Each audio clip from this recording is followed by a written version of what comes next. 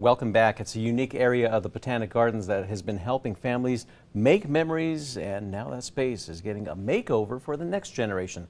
Here to talk about the Children's Fantasy Garden and what the new space is going to look like is the guest experience manager, Allison Zahm, along with the urban planning and studio manager, Jessica Lawless. Thank you both for joining us. Thank you for having us. Absolutely. This is exciting on so many levels because just a few moments ago I was asking you both about the date of when it was first created. We're already talking about 24 years, right? Right. The Fantasy Garden opened in 2001, and it's starting to show its age, but the best part is that parents who used to come and play here as a kid are now bringing their kids to come and play. Wow. Yeah, when you put it in that perspective, it's like, woo, a whole generation's gotten to enjoy it. Now we're looking for the next set.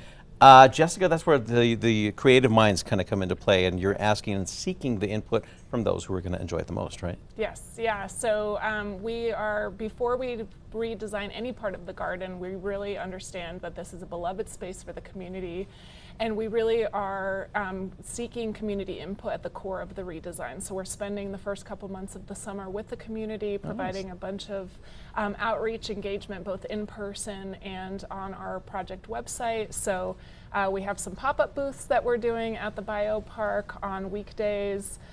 Randomly, guests as they come in can stop by and see us, and we're also doing some more targeted events with the BioPark at the Guarded Music series, and as well as working with the BioPark staff and their summer camp series to engage the campers and target kids specifically to make sure that we hear their voices and capture their ideas in the redesign.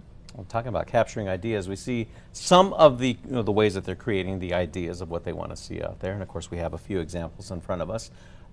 Feedback from the little ones has been great, right?